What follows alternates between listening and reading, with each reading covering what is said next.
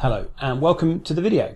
So in this video I'm going to show you, as a Linux admin and a Linux person who runs Ansible, how to get local facts from Windows servers. So in this scenario, and it's happened to me previously, I'm a Linux admin, work on Ansible, I need to collect facts, I need to store them, I want to create some custom facts as well, and on a Linux server it's pretty straightforward. But I've been asked to extend that bit of work to some Windows servers. That's where things get a bit more tricky because I don't know PowerShell, I'm not really a Windows admin. There might be people I can ask, but there's going to be a lot of work involved, and I've had to work out a lot of this stuff. So hopefully this is going to save you some time. So what I'm going to do is I'm going to show you very quickly how to manage a Windows server using Ansible. It's very quick. I've got other videos on that, and look at my GitHub page and you can go and add them in. Don't forget to give my GitHub page a follow and a like. While you're there, also subscribe if you think this has been helpful. So then I'm going to show you how to connect to the Windows server and then generate some custom facts locally, and we're going to pull them in and actually you put them into a setup report. I'm going to also install Apache, and that's what I'm going to be used as an example, and I've got a playbook ready for that as well. So let's get going. So the first thing you need to do is navigate to this repo. Now this is going to be in the description, so just click on that and you'll actually have all the code. So you just need to clone the repo and then you're good to go with everything that I'm doing today. So once you've cloned the repo, we're going to then set up SSH. So I've not done this yet. I've got a vanilla Windows server here. We can see it's an EC2 and these are my IP addresses and stuff. Any passwords I use are going to get destroyed after this. So, feel free to have a go at trying to log in, but it's not going to work. Okay, so first thing we need to do is just check the OpenSSH versions and things. Move that over there. So it comes with client installed. I'll just let this run. It comes with the client installed, not the server. This is OpenSSH. Okay, so there we go. So we can see clients installed. So I'm going to install OpenSSH server. So I was previously using this command, but I've noticed it's not working. So I've actually got a secondary command here, which does work quite quickly. So this. Okay, so that's just doing the install now. Leave that to run for a second, and then once it's done that, we're going to start up the service for SSHD, and then I'm going to run going to make it automatic, and then I'm going to run a little script that adds it into the firewall, the local one. Just while that's downloading.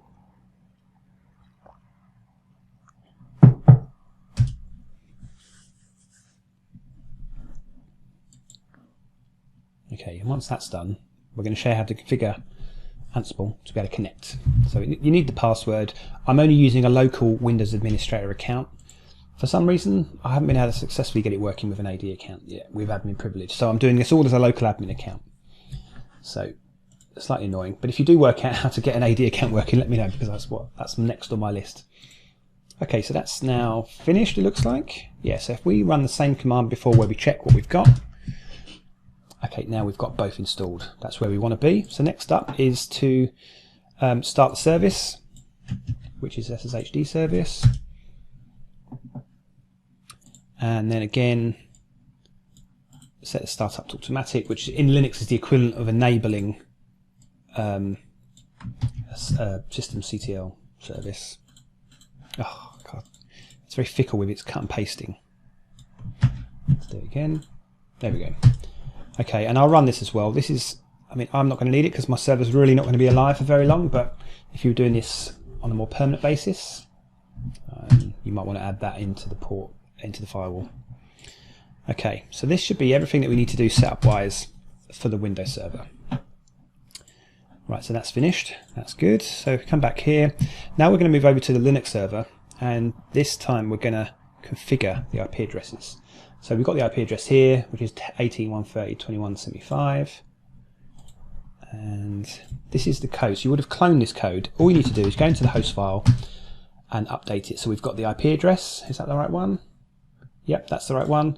I'm using a local administrator account. This is my password that I got from AWS.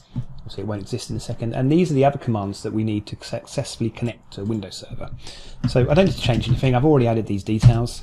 So now from here, we're going to do a wing ping. So ansible -i hosts win, because I called it the win host group, and then -m, and then win ping.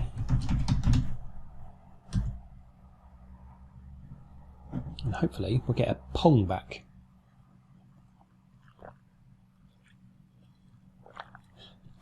Excuse me. Okay, now if I quickly go into AWS, it's here. I'm pretty sure I forgot to add in. Yes, we need an inbound rule. Let's update this one. Edit the rules. We're going to add SSH because we're using SSH over port 22. I'm going to do it from anywhere. Obviously, I'm keeping this open so that we can use it. So that's now added in. So hopefully, if we now rerun, we should get a pong.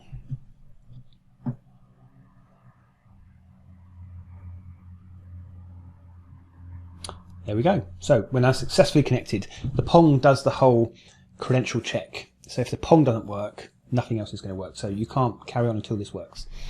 Okay, so now let's go back to the GitHub page. So now that we've got our pong, that's working. We've got our ping pong back. Now I've got some other things set up in our code. So if we go into our server. There we go. Let's just move that over slightly. There we go. Easy to get to. Right. So if we look in the files directory, and then in there is a local.ps1. So Windows needs to run a PowerShell script to collect facts. So as part of the playbook I'm about to run, it creates everything that we need. It does everything that we need to do to make that happen. So what I'm going to do here is just show you quickly how to get a list of software. So if we do this with no options, my cut and paste is lovely. Right, come on.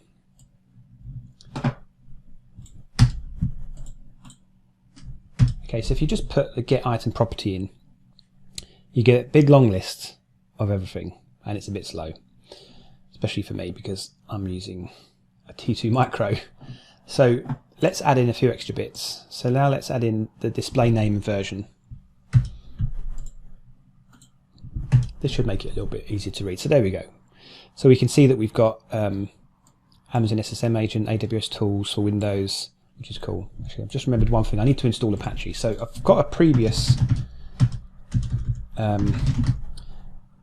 here, Apache. So we're going to do Ansible. So as long as you've got a connection, this will work for you. Ansible-playbook -i hosts, and then Apache.yaml. And because the credentials are already in the host file, it's all nice and open and clear. We can just run this. Let's get that running.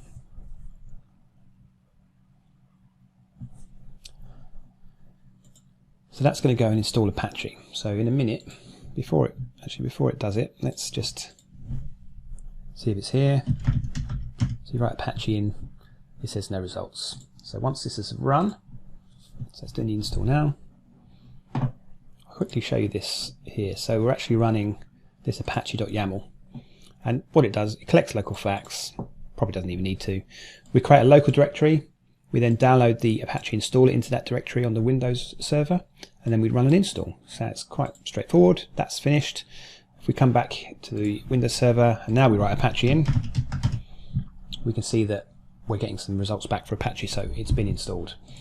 Okay, so now when we rerun our list of show me the installed software, we can see that Apache is now in the list.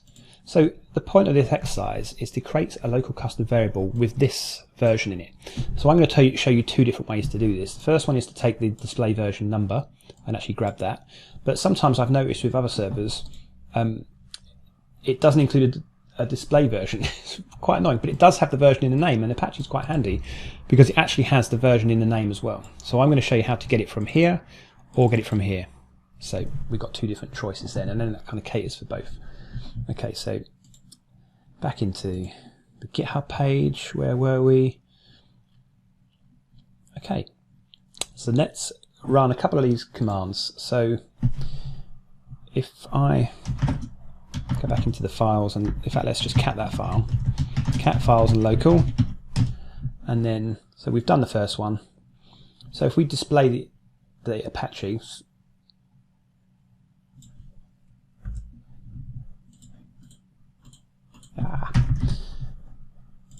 gotta love it. Let's just do all of this. So this is what's going to run, and it's going to find, let's do that again.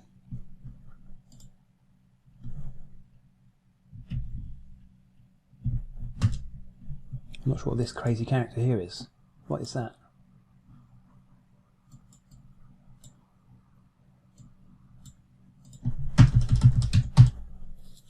Is that just a blip, or is that actually part of this output? Okay, and the next one we're going to do is we're actually going to take the name out of the file name, but we're going to split it so we actually get the third column.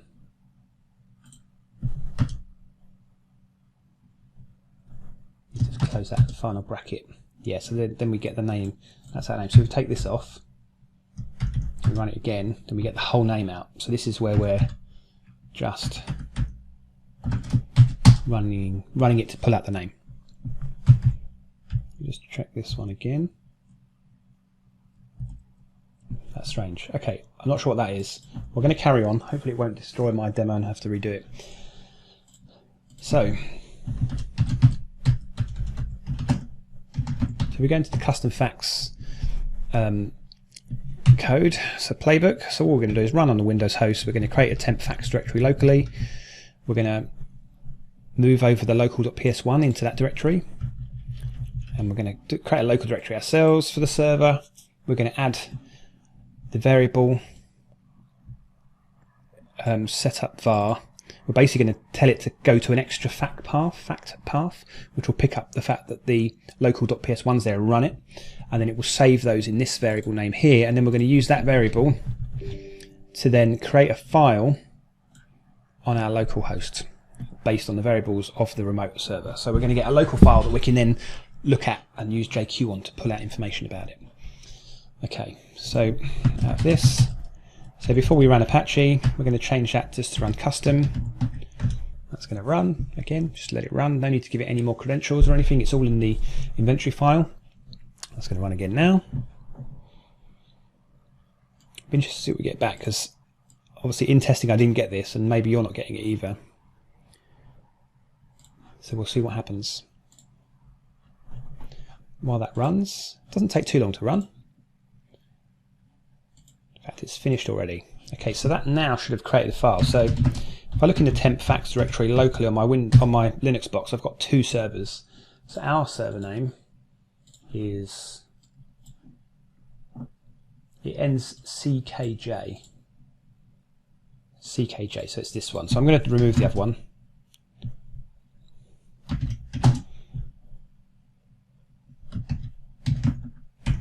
Yeah, let's just do it.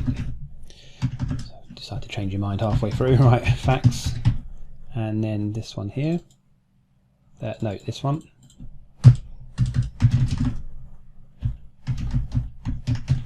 Right, so we can see that that's the last one, and it's 149, and it's 149. It's actually 249, but that's close enough. So now if we cat that file, it's horrible. It's like, what do I do with that? But I have something called JQ installed. So if you just do a yum install JQ and then run it, we now get it out in a very nice order. So it's very good. You know, and what I've done is that local facts file that I've set up actually runs here. So it's actually quite clever. So let's go and have a look back at what we did in that file. So if we cat files local, we can see that I've done option 1, and here I get the version from the display version in that table. So if I just run that again, so display version, it picks up that for us, which is cool. Then option 2 is I've used it to get it out of the actual display name, where we actually split it on the third column. It's actually the fourth column, 0, 1, 2, 3, and it pulls it out of the name as well. So that's the second option. And then the third option, where you can see we've got this other not installed, is I'm actually running like an if statement as well. So if the value of $Apache var is null, then put that in the message. So because I'm not collecting anything that says other_var for any other version, I know it doesn't exist, so the value is null, it then just says other not installed. And when you look at the local facts, we can see that other's not installed. So something else you can do, now that we've got that file, is we can list just the local facts. So if we cat the file again with JQ and we just add this line, we can actually pull out just that section. You can do the same thing with Ansible facts, Ansible domain, or not. Yeah, so there's Ansible hostname, and anything you have here, you can pretty much pull it out. So there's domain. That's why I've got nothing back from domain.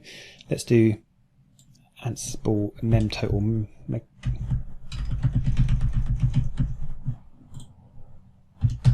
you go, 1024. That's how little memory I've got. So you can see, very useful. You can pull out the information you need. You can store it locally. And then, yeah, you've got access to that information. So if you were to do that on multiple servers, you can then pull that information out from all of your servers across your estate. I do have something called ansible-db that I've got running that actually sets up a database and stores this information in the database. And you can just query the database and get this information out, which saves a lot of time. And it's a real good sort of single source of truth for your actual estate.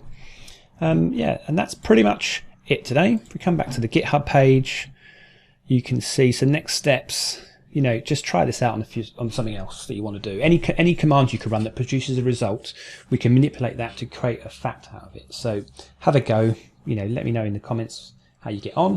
If you have any questions, just, you know, ping me on YouTube, and I'll be happy to help if I can. So lovely. Hope you enjoyed the video. Subscribe, like, all the same, and I will catch you later. Cheers. Take it easy. Bye.